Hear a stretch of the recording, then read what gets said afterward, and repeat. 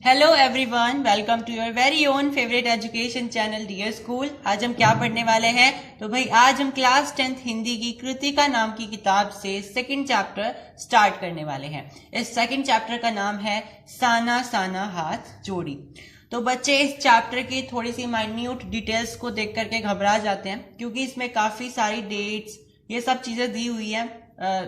पहाड़ का नाम हो गया, इस जगह का नाम हो गया, ठीक है, बहुत सारा मतलब इसमें थोड़ा सा डेटा है जो कि मेमोराइजेबल है, रेमिनिशेबल है। बट इस डेटा को देख करके स्टूडेंट्स घबरा जाते हैं। लेकिन एक खुशी की बात यह है कि अब इस चैप्टर से या इस बुक से पूरी की पूरी जो आपकी कृतिका नाम की किताब है, इससे कोई भी माइन्यूट क्वेश्चन नहीं आता है।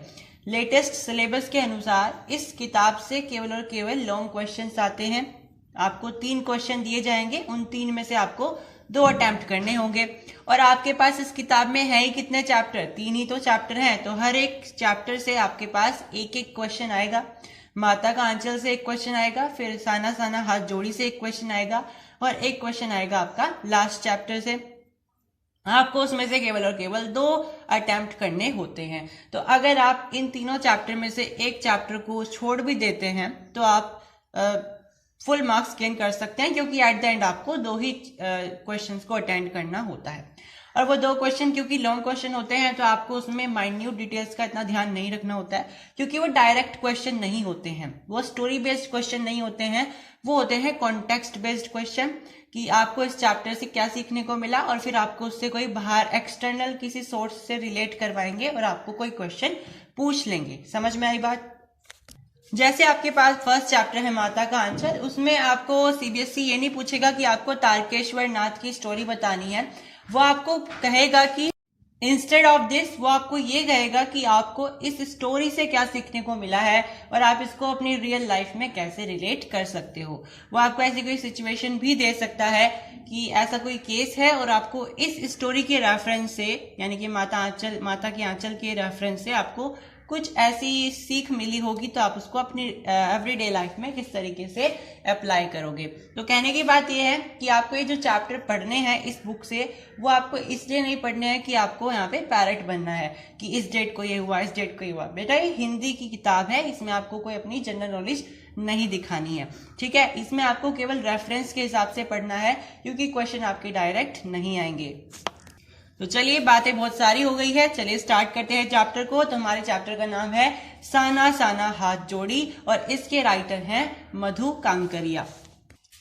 अब ये जो हमारा चैप्टर है, ये बेसिकली एक जर्नी बेस्ड लेसन है, यानी कि इसमें राइटर एक यात्रा कर रही हैं और वो उस यात्रा के बारे में वर्णन कर रही हैं कि अगर मतलब उन्हें अपनी डेस्टिनेशन पे जाने के लिए कहाँ कहाँ से होकर के जाना पड़ा, और उन सब का वो डिटेल्ड वर्जन, डिटेल्ड नहीं कहेंगे बट हाँ ब्यूटीफुल वर्जन हमें बताती है।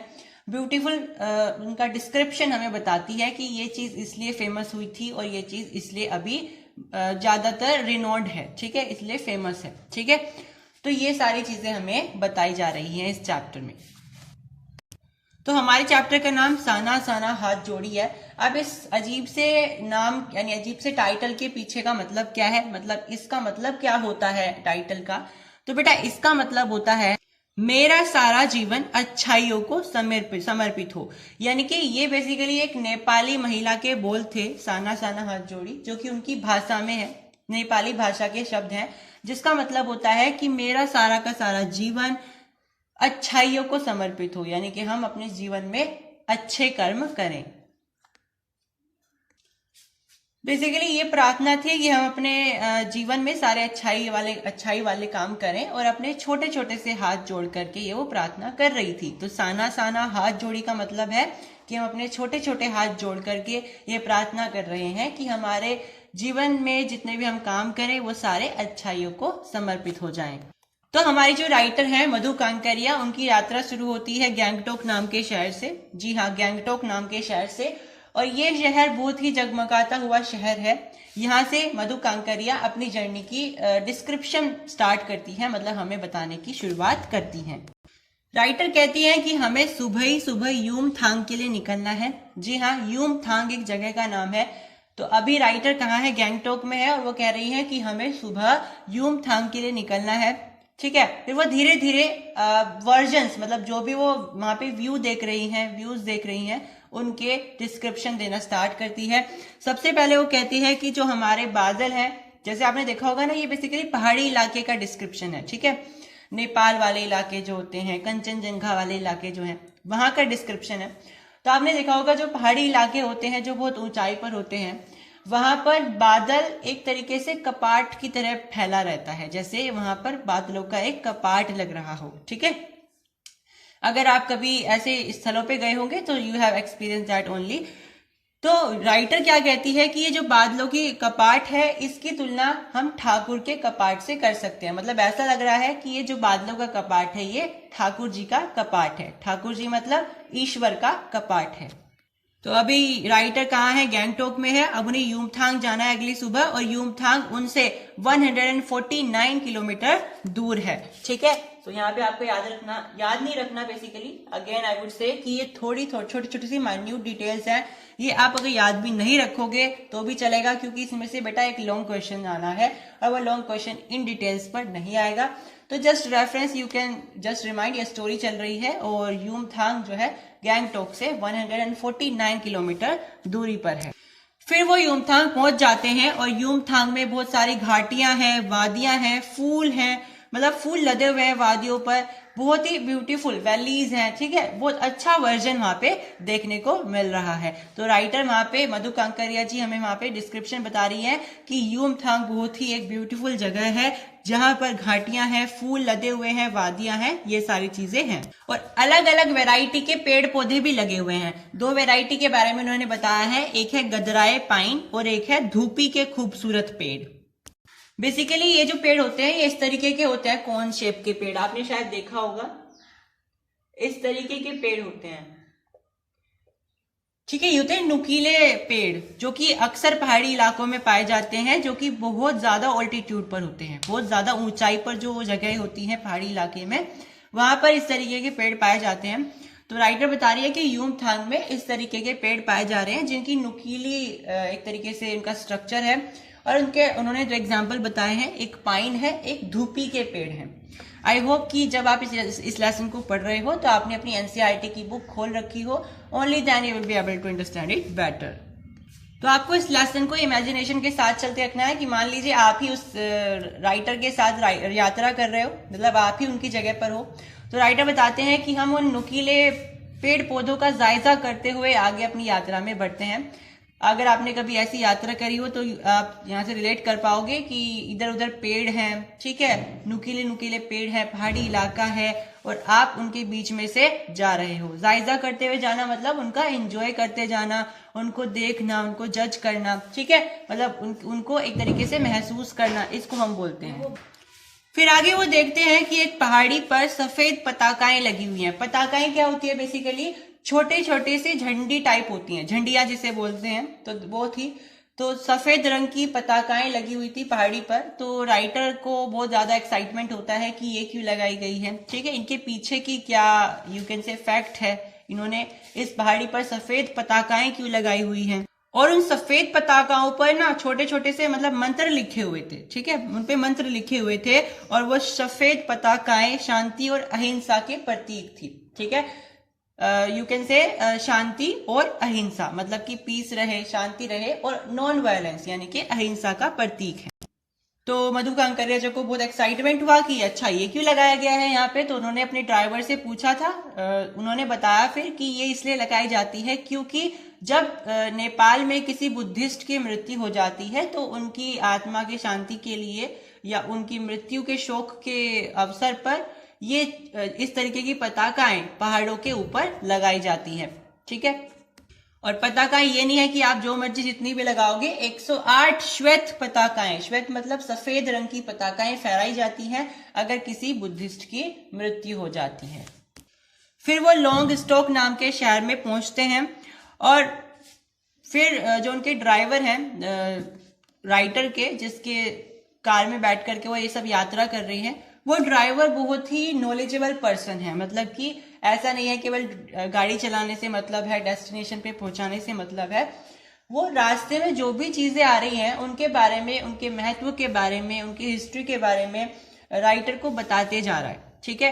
तो क्वेश्चन कभी कभी ये भी आ सकता है कि एक अच्छा ड्राइवर होने के लिए, ड्राइवर इन द सेंस कि एक अच्छा गाइड ड्राइवर होने के लिए, जो यात्रा कराते हैं ना ड्राइवर्स, वो होने के लिए क्या क्या कैरेक्टरिस्टिक्स चाहिए होती है, इस चैप्टर के बेसिस पर बताइए, इस चैप्टर के आधार पर बताइए। तो आप वहां पे इस चैप्टर के जो ड्राइवर जी हैं उनके आधार पर बताएंगे कि आपको केवल ड्राइव ही नहीं करना है, आपको आपने अपने यात्री को ये भी बताना है कि इस पर्टिकुलर स्पेस का क्या महत्व है हिस्ट्री में, प्रेजेंट में, करंट में, जो भी, उसके हिसाब से you have to tell your passenger कि हाँ इस चीज का ये महत्व है, ठीक है, ताकि उसे इंटरेस्ट आए। ऐसे तो फिर वो बैठ करके घूम ही रहा है, ठीक है।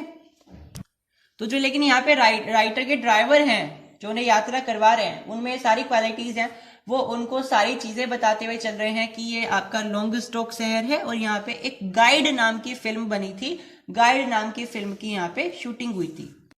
तो इस स्थान पर दो जनजातियां रहती थी, एक जनजाति का नाम था लेपचा और एक का नाम था भूटिया। तो ये दो जातियां रहती थी यहाँ पे और इनमें अक्सर झगड़े हुआ करते थे। तो इस स्थान पर मतलब लॉन्गस्टोक नाम के इस शहर में दोनों जनजातियों ने आपस में मिलकर के संधि करी थी और संधि हस्ताक्षर भी किए थे। तो मतलब उन्होंने क्या बताया, उनके ड्राइवर ने कि यहाँ के स्थान, इस स्थान के बारे में मतलब लॉन्गस्टोक के बारे में उन्होंने उसको, राइटर को बहुत सारी इंपॉर्टेंट जानकारियां दी कि यहाँ पे आपकी गाइड फिल्म की शूटिंग भी हुई थी और लेपचा और भूटिया नाम की जो जनजातियां थी उनका यहाँ पे संधि हस्ताक्षर भी हुए थे। फिर वो देखती है कि वहां पे एक कुटिया है और उस कुटिया के अंदर एक धर्म चक्र है, जिसको लोग क्या कहते हैं, धर्म चक्र है। एक पहिया जैसा दिखने वाला कोई आकारित स्ट्रक्चर है जिसको लोग वहां पे धर्म चक्र बोल रहे हैं और लोग कह रहे हैं कि अगर आप इस धर्म चक्र को घुमा दोगे तो आपके सारे के सारे पाप धुल जाएंगे, ठीक है। तो राइटर बहुत ज्यादा सरप्राइज होती है कि इंडिया में भी इस तरीके के अंधविश्वास बोल सकते हो, इस तरीके की मान्यताएं हैं। जैसे हमारे यहाँ बोलते हैं ना कि गंगा में अगर आप डुबकी लगाओगे, नहा लोगे, स्नान कर लोगे तो आपके पाप धुल जाएंगे। इसी तरीके से यहाँ पे लॉन्गस्टोक शहर में धर्म चक्र है कुटिया में और लोग मानते हैं कि अगर इस धर्म चक्र को आप घुमा दोगे तो आपके सारे के सारे पाप दूर हो जाएंगे, आपके सारे के सारे पाप धुल जाएंगे। तो राइटर यहाँ पे इंडिया के कल्चर से नेपाल के कल्चर को रिलेट कर रही हैं। ये क्वेश्चन आ सकता है कि किस तरीके से हम अलग अलग देश में रहते हुए भी हमारे देशों के बीच में कुछ ऐसी चीजें होती है सिमिलर, यानी कि एक जैसी, जिनको हम नहीं जानते हैं। हम उनको तभी जान पाते हैं जब हम वहां पे दौरा करके आते हैं, वहां पे घूम करके आते हैं। तो इसका आपको डिस्क्रिप्शन देना है on the basis of the chapter Sana Sana Hath Jodi. तो आपको यही लिखना है कि यहाँ पे इस तरीके की चीजें की मान्यताएं हैं कि अगर आप धर्म चक्र को घुमा दोगे आपके सारे पाप दूर हो जाएंगे, जो कि हमारे इंडिया में भी बहुत प्रख्यात है। इसी बीच वहां पे एक जगह आई थी, सिल्लीगुड़ी नाम की एक जगह, जहां पर राइटर के सफर से तीस्ता नदी की शुरुआत हो गई थी। मतलब कि जैसे आप बोलते हो ना कि हाँ यहाँ पे यमुनानगर से हम जा रहे हैं तो ये वाली नदी हमारे साथ थी और हम इस स्थान पे पहुंच गए हैं और ये नदी अभी भी हमारे साथ चल रही है ना। ऑब्जर्व किया है कभी ऐसा होता है? तो राइटर यही बोल रही हैं कि हमारी जो ये नदी है तीस्ता नदी, जब हम सिल्लीगुड़ी नाम की एक जगह पर थे तब से हमारे साथ है, ठीक है। तो वह इस तरीके से रिलेट करवा रही है।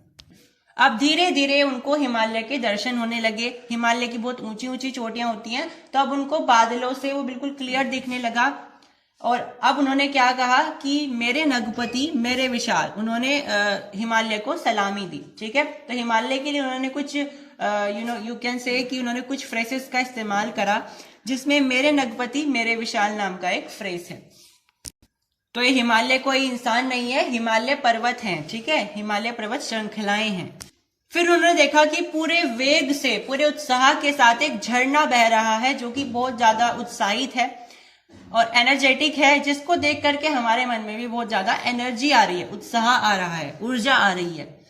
तो उन्होंने ये जानने की कोशिश करी कि कौन सा झरना है भाई, ठीक है, क्योंकि हम कहीं पे जाते हैं तो वहां पे जाने के बाद हमें वहां की हिस्ट्री, वहां के प्रेजेंट और वहां की कल्चर के बारे में, ट्रेडिशन के बारे में, वहां की जगहों के बारे में नॉलेज होनी जरूरी है। मतलब नॉलेज होनी जरूरी इन द सेंस कि हम वहां पे जाते हैं तो हमें लोगों को पूछना चाहिए कि ये जगह कौन सी है, इसका क्या महत्व है, तभी तो वहां घूमने का कोई फायदा है। तो राइटर भी यही कर रही हैं। राइटर वहां पे गई तो उन्होंने पूछा कि ये झरना कौन सा है, तो वो झरना था सेवन सिस्टर्स वाटरफॉल, ठीक है।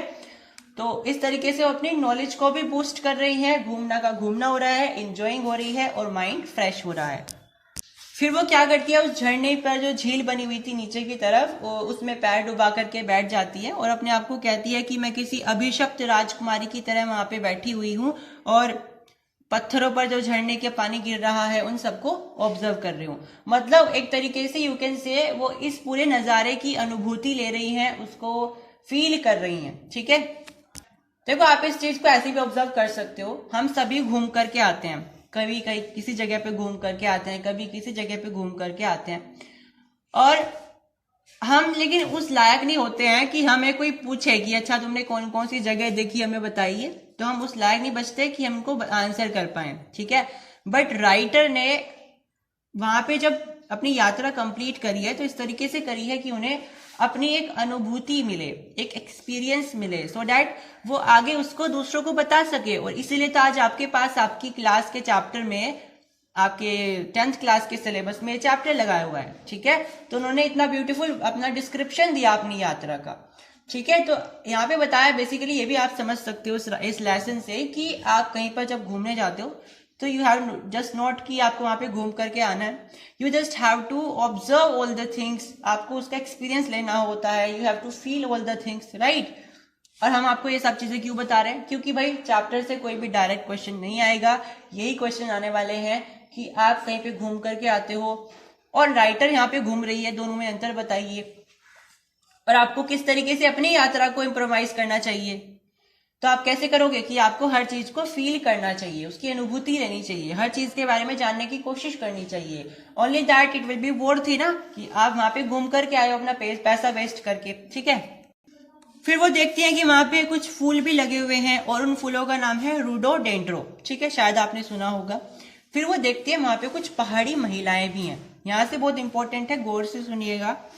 वहां पे कुछ पहाड़ी महिलाएं भी हैं जिन्होंने अपनी पीठ पर कुछ डोको बांधी हुई हैं। डोको का मतलब होता है बड़ी बड़ी टोकरियां, आपने शायद टीवी वगैरह में देखा होगा। कुछ पहाड़ी महिलाएं क्या करती हैं, अपनी पीठ पर इस तरीके से बड़ी बड़ी टोकरियां बांध लेती हैं और उन टोकरी में वो पता है क्या रखती हैं, अपने बच्चों को रखती हैं, जो छोटे छोटे उनके बच्चे होते हैं उनको रखती हैं, और अपने अपने अपने आप क्या कर रही होती है, पहाड़ों पर कुदाल से, हथौड़े से पत्थर को तोड़ रही होती हैं। अब समझ में आया कि अगर आपको ये पहाड़ी नज़ारे इतने सुंदर लग रहे हैं, आप सोचते होंगे काश हम भी ऐसे इलाके में रहते, तो ऐसा नहीं है, वहां का जीवन बहुत ज्यादा डिफिकल्ट है। ये क्वेश्चन अक्सर आ जाता है कि इतने सुंदर नज़ारों के पीछे एक बहुत ही दिल को दहला देने वाले भी नज़ारे होते हैं, लाइफ स्टाइल होता है। आप इसको कैसे एक्सप्लेन कर सकते हो on the basis of the chapter Sana Sana Hath Jodi. तो आप कैसे एक्सप्लेन करोगे कि भाई ये जो इतने सुंदर हिमालय हैं, तीस्ता नदी है, रोडोडेंड्रो के पहाड़ हैं, पाइन और धूपी के पेड़ हैं, इतनी अच्छी वादियां हैं, नज़ारे हैं, कल्चर दिखाई दे रहे हैं, लेकिन इनके पीछे ये कुछ इस तरीके की लाइफ स्टाइल भी होते हैं जैसे यहाँ पे दिखाया गया है। तो एक बहुत सारी महिलाएं थी जो कि अपने पीछे टोकरियां बांध रखे थे उन्होंने, और उन टोकरियों में उन्होंने अपने छोटे छोटे बच्चे रख रखे थे।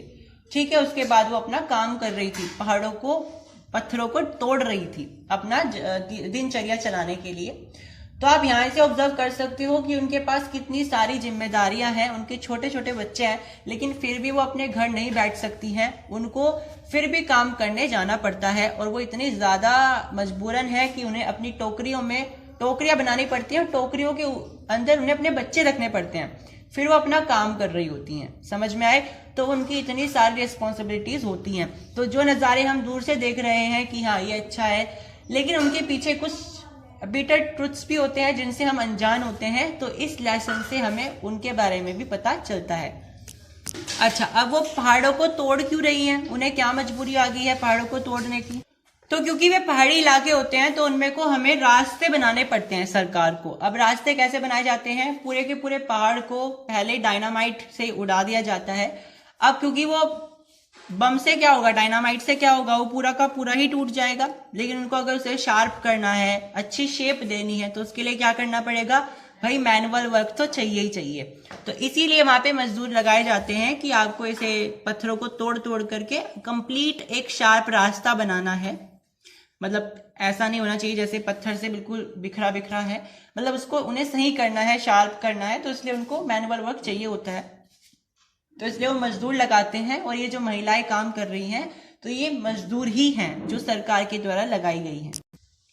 फिर वो आगे अपनी यात्रा को कंटिन्यू करते हैं और वो देखते हैं बहुत सारे बच्चे, लगभग 7-8 बच्चे, स्कूली बच्चे थे बेसिकली, वो जा रहे थे उन रास्तों पे से और वो उनसे लिफ्ट मांग रहे थे कि कार में बिठा दो।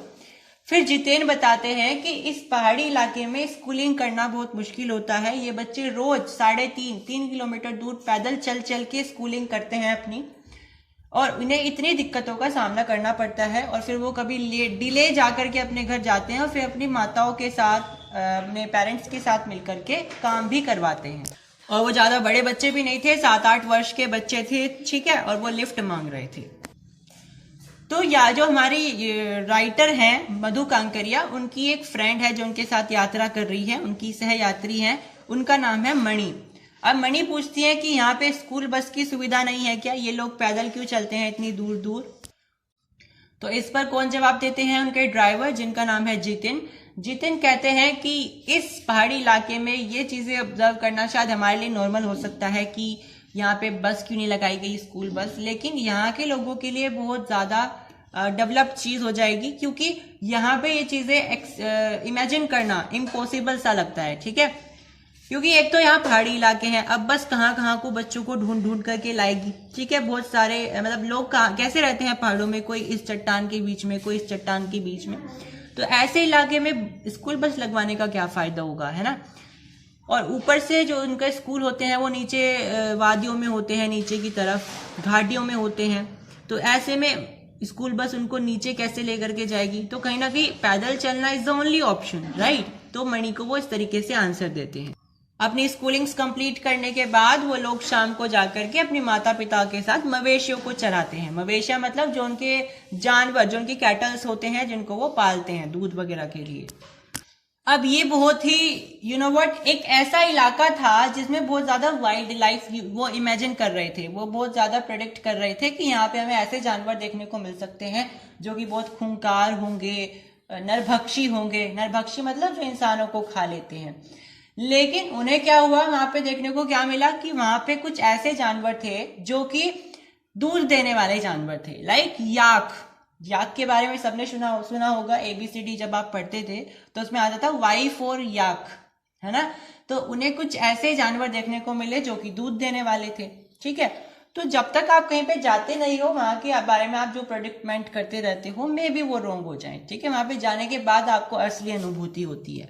फिर वो नीचे घाटियों में देखते हैं कि हरे भरे बागान हैं, ठीक है। बागान मतलब थोड़े से गार्डन टाइप, और वहां पे कुछ युवतियां हैं जिन्होंने बोकू पहने हुए हैं। बोकू क्या होता है भाई, बोकू कुछ सिक्किमी परिधान होते हैं, ठीक है। आपने देखा जो चाय की पत्तियां तोड़ती रहती हैं औरतें, वो एक अलग तरीके के परिधान, अलग तरीके का कॉस्ट्यूम पहन के रखती हैं, जिसको बोकू कहा जाता है। वो उसे ही पहन करके उन पत्तियों को तोड़ती रहती हैं। तो वहां पे राइटर ने यही ऑब्जर्व किया कि नीचे की तरफ जो बागान थे उसमें कुछ युवतियां बोकू पहने हुए थी, और वो बोकू पहन करके चाय की पत्तियों को तोड़ रही थी। अब वो यूमथांग के लिए जा रहे हैं, अभी ये सारी चीजें रास्ते में मिल रही है उन्हें, ठीक है। अब यूमथांग में जाने के बीच में उन्हें कहीं पे रेस्ट भी लेना था, तो उन्होंने लायुंग नाम का एक शहर था, लायुंग नाम का शहर, जहां पे उन्होंने चाहा कि हम यहाँ पे एक पड़ाव लेंगे, एक तरीके से रेस्ट लेंगे। और वो एक ऐसी एक ऐसी बस्ती थी जो कि पहाड़ों के बीच में बसी हुई थी। बहुत ऊंचे ऊंचे पहाड़ों के बीच में एक छोटी सी नन्ही सी बस्ती थी जिसका नाम लायुंग था। और वो पहाड़ कैसे थे, गगनचुंबी पहाड़, मतलब कि ऐसे ऐसे पहाड़ जो कि आसमान को छू रहे हैं। और उन पहाड़ों के बीच में एक छोटी सी बस्ती जिसका नाम लायुंग है, वहां पे उन्होंने विश्राम लेना चाहा। अब वहां पे रुके, उन्होंने रात को बहुत मजे किए, नाच गाना करा। जितेन ने बहुत तेज गाना बजाया, नाच गाना किया। और मणि जो उनकी सहयात्री है, उनकी फ्रेंड भी है, उसकी लगभग 50 उम्र होगी, लेकिन उन्होंने बहुत ज्यादा बढ़िया नृत्य वहां पे प्रस्तुत करा, डांस किया बहुत अच्छा। तो राइटर ने, जो हमारी मधु कांकरिया जी हैं, उन्होंने उनकी बहुत तारीफ करी। फिर राइटर में लायुंग के बारे में बताती है कि लायुंग अधिकतर लोगों की, मतलब यहाँ पे जो जीविका होती है, लाइफस्टाइल होता है, वो आलू वगैरह खा करके, आलू वगैरह उगा करके, धान की खेती करके, दारू वगैरह का व्यापार करके मतलब उनकी जीविका चलती है, उनकी लाइफस्टाइल चलती है, उनकी जो दैनिक जीवन का जो मेन ऑक्यूपेशन है वो यही है। तो उनका जो मेन ऑक्यूपेशन है वो यही है, दारू बनाना, दारू का व्यापार करना, जो उनकी आलू है उनकी खेती करना, धान की खेती करना, ये इन सब चीजों की खेती करके वो अपने ऑक्यूपेशन को करते हैं और अपनी जीविका चलाते हैं। अच्छा, राइटर जो यहाँ पे हमारी मधु कांकरिया जी हैं वो कौन से महीने में घूम रही हैं, ठीक है, ये भी आपको पता होना चाहिए। अगर याद रहता है तो ये अच्छी बात है, नहीं तो नहीं, ज्यादा टेंशन नहीं लेनी। तो राइटर जो है हमारी मधु कांकरिया जी वो अप्रैल के महीने में घूम रही हैं। अगर याद रहता है तो बहुत अच्छी बात है, नहीं तो आपको इन छोटी छोटी सी डिटेल के पीछे भागना नहीं है। और एक और फैक्चुअल इसमें डिटेल बताई गई थी कि दुनिया की तीसरी सबसे बड़ी या सबसे ऊंची चोटी कौन सी है, कंचनजंगा है, ठीक है, ये भी चीज इसमें बताई गई थी। याद रहता है तो बहुत अच्छी बात है। अब उनका अगला डेस्टिनेशन था कटाव में जाना, ठीक है, वो धीरे धीरे युमथांग में जाएंगे। अब कटाव में उन्हें जाना था खैर लायुंग के बाद, और राइटर इमेजिन कर रही थी कि हाँ उन्हें कटाव में कुछ पहाड़ मिल जाएंगे जो बर्फीले पहाड़ होंगे।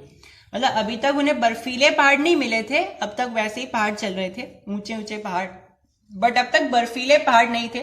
तो राइटर का बहुत मन था कि मैं बर्फीले पहाड़ों को देखूं, तो वो मतलब ये कह रही थी कि हाँ मुझे लगता है कि कटाव में शायद बर्फीले पहाड़ मिल जाएंगे। अब कटाव क्या है, कटाव को हम भारत का स्विट्जरलैंड भी बोलते हैं, ठीक है, आपको ये याद रखना है, याद रखोगे तो अच्छी बात है, नहीं तो नहीं भी। कटाव को भारत का स्विट्जरलैंड भी कहा जाता है। कटाव लायुंग से 500 फीट की ऊंचाई पर स्थित है और करीब उन्हें 2 घंटे लगे लायुंग से कटाव में जाने के लिए। मतलब 2 घंटे का सफर होता है लायुंग से कटाव जाने का, और वो 500 फीट की ऊंचाई पर उससे है। मतलब आप ऐसे बोल सकते हो कि अगर ये कटाव है यहाँ पर, तो इससे 500 फीट की ऊंचाई पर, 500 फीट की ऊंचाई पर यहाँ पे आपका कटाव होगा। ये लायुंग है, ये कटाव हो जाएगा 500 फीट की ऊंचाई पर, ठीक है। राइटर बताती है कि वहां का जो कटाव का रास्ता है, कटाव जाने का जो रास्ता है वो बहुत खतरनाक है, बहुत ज्यादा डेंजरस है, और ऊपर से वहां बहुत धुंध भी है, क्योंकि जहां बर्फीले वगैरह चीज आती है, बर्फ होती है, वहां पे बहुत धुंध भी आने लगती है। जैसे आपने देखा भी होगा, जैसे ठंड का मौसम आता है तो धुंध आने लगती है, तो वो धुंध क्यों आती है, ठंड के वजह से आती है। तो जहां पे बर्फीले पहाड़ होंगे वहां धुंध आएगी। तो इस हिसाब से जो राइटर है वो बताती हैं कि जो आपका कटाव का रास्ता था उसमें बहुत धुंध भी थी, और रास्ते ही इतने डेंजरस थे, इतने ज्यादा यू कैन से खतरनाक थे। तो जो हमारी यात्रा थी वो बहुत ज्यादा कह सकते हैं दिल को थामने वाली थी। अब वो कटाव पहुंच जाते हैं, और कटाव में वो जैसे ही कटाव आता है, मणि कहती है कि नहीं, ये तो स्विट्जरलैंड से भी सुंदर है, और स्विट्जरलैंड भी इतनी ऊंचाई पर नहीं है, क्योंकि मणि जो है स्विट्जरलैंड में पहले घूम के आ चुकी थी, ठीक है। मणि जो उसकी सहयात्री है मधु कांकरिया जी की, वो पहले ही स्विट्जरलैंड में घूम के आ चुकी थी। तो उन्होंने कहा एकदम से कटाव को देख करके कि अरे तुम क्या बात कर रहे हो, ये तो स्विट्जरलैंड से भी सुंदर है, और स्विट्जरलैंड तो इतनी ऊंचाई पर है भी नहीं, ठीक है। अब कुछ बातें हैं जो कि थोड़ी सी आपको लग सकती हैं फैक्चुअल हैं या वैसी हैं, थोड़ी सी मेमोराइजेबल हैं, रेमिनिशेबल हैं। एक है जो जितेन था वो नेपाली था, नेपाल का रहने वाला था। दूसरी बात, जो राइटर हैं हमारी मधु कांकरिया, वो एक बहुत इंपॉर्टेंट बात हमारे साथ शेयर करती हैं कि जो मिल्टन थे ना, मिल्टन, उन्होंने ईव नाम की एक जगह थी, ईव नाम की, उस जगह को देख करके कहा था कि इस इतनी सुंदर जगह को देख करके अगर शैतान भी इस जगह को देख लेना, तो शैतान भी अपनी दूसरों को अमंगल करने की जो उसकी प्रवृत्ति होती है उसको भी छोड़ देगा, ठीक है। मतलब शैतान अगर इतनी सुंदर जगह को देखेगा तो वो दूसरों का अमंगल करना छोड़ देगा। इतनी ज्यादा सुंदर जगह है, वो किसी का मन बदल सकती है अच्छाई की तरफ। तो ऐसे ही मधु कांकरिया जी कहते हैं जिस तरीके से मिल्टन ने ईव के बारे में कहा था, हम कटाव के बारे में कह सकते हैं, ठीक है। और फिर वो धीरे धीरे कटाव के बाद युमथांग में पहुंच जाती हैं, ठीक है। अब युमथांग में एक औरत थी जो कि चिप्स बेच रही थी, ठीक है, वो सिक्किमी युवती थी, बेसिकली सिक्किम की रहने वाली थी। लेखिका ने उससे पूछा क्या तुम सिक्किम की रहने वाली हो? अब ध्यान से सुनिएगा, उसका उत्तर कितना बढ़िया था। उसने कहा नहीं, मैं इंडियन हूं, ठीक है। तो यहाँ पे बेसिकली ये लेसन से क्वेश्चन आ सकता है कि लोग सिक्किम को समझते हैं कि सिक्किम तो इंडिया का पार्ट है ही नहीं, या सिक्किम के लोग समझते हैं कि हम इंडियंस नहीं हैं। तो ये जो औरत ने जवाब दिया वो बहुत ही बढ़िया था, उन्होंने इस चीज को बिल्कुल कोऑर्डिनेट कर दिया। कि हम इंडियन हैं, ना हम असमी हैं, ना हम सिक्किमी हैं, ना हम उत्तर प्रदेश के रहने वाले हैं, ना हम उत्तराखंड के रहने वाले हैं, हम तो इंडियन हैं। ठीक है, अब युमथांग आ गया है तो जितेन जो कि बहुत ज्यादा अच्छा ड्राइवर है, जो कि राइटर को बता रहा है कि यहाँ पे ये चीजें हुई थी, यहाँ पे ये चीजें हुई थी, तो वो युमथांग के बारे में भी ऐसी बहुत इंपॉर्टेंट चीजें बताएगा। उसमें से सबसे पहली चीज थी कि युमथांग में ना एक ऐसा पत्थर है जहां पे गुरु नानक के फुटप्रिंट हैं।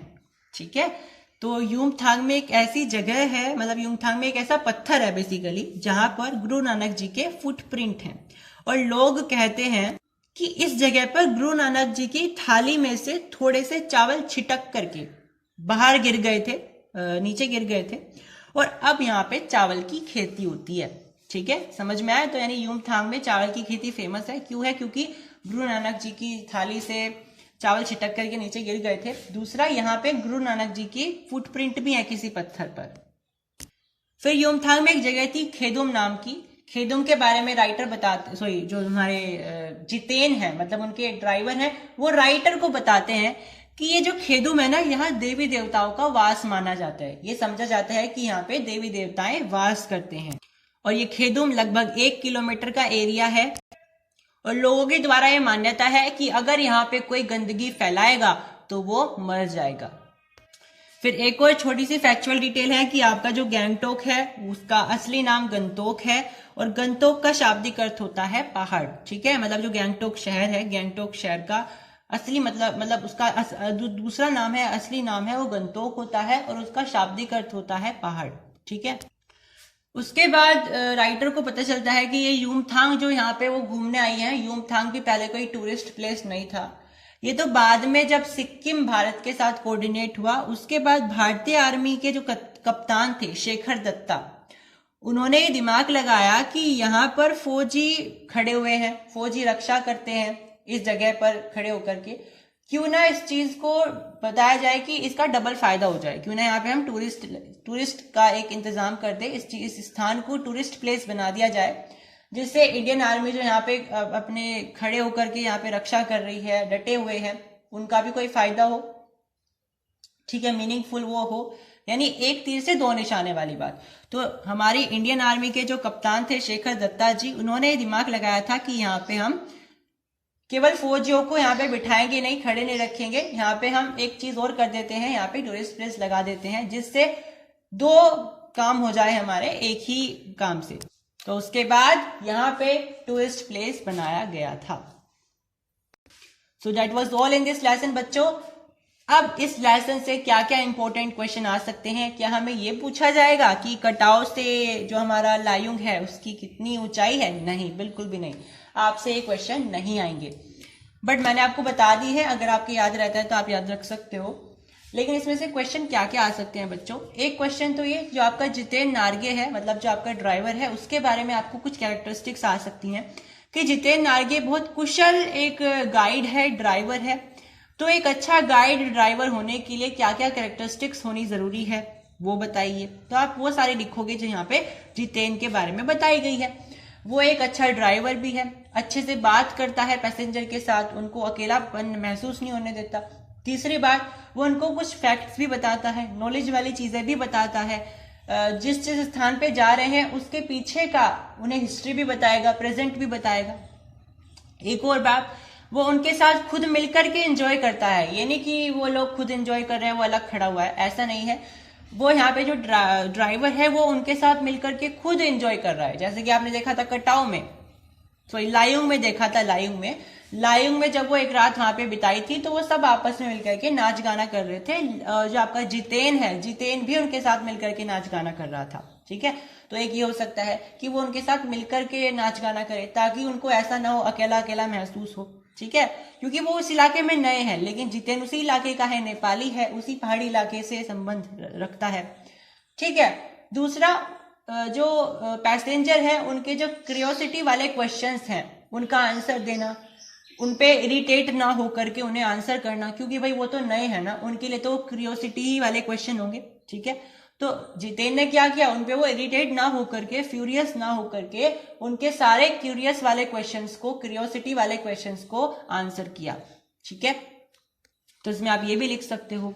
बाकी इसके अलावा यहाँ पे क्या क्वेश्चन आ सकते हैं कि जो एक जगह थी ना, यहाँ पे लास्ट में खेदुम नाम की एक जगह थी, अगर वहां पे कोई गंदगी फैलाएगा तो मर जाएगा।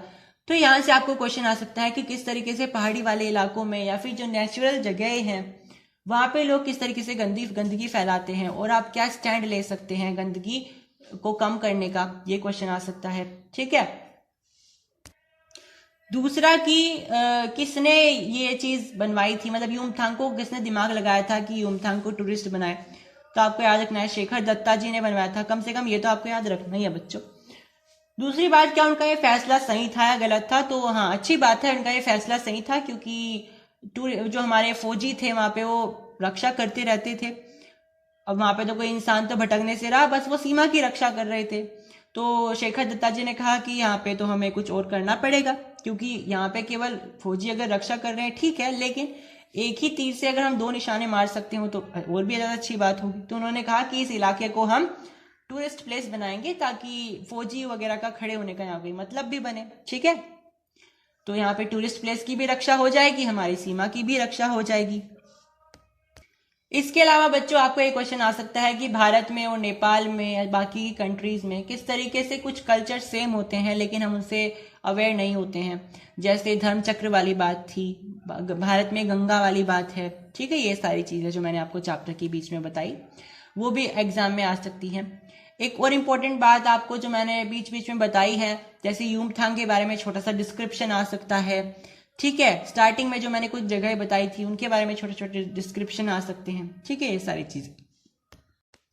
एक क्वेश्चन और आ सकता है कि जो हम ये देखते हैं नज़ारे, ब्यूटीफुल नज़ारे देखते हैं, इनके पीछे कुछ कड़वी सच्चाइयां भी होती हैं। जैसे कि वो महिलाएं इतनी कड़ी मेहनत कर रही थी, उनके बच्चे भी उनकी टोकरियों में है। ठीक है। उन्हें इतने भी फुर्सत नहीं है कि अपने घर बैठ करके अपने बच्चों की नॉरिशमेंट कर सके, उन्हें उस हालत में भी काम करना पड़ रहा है।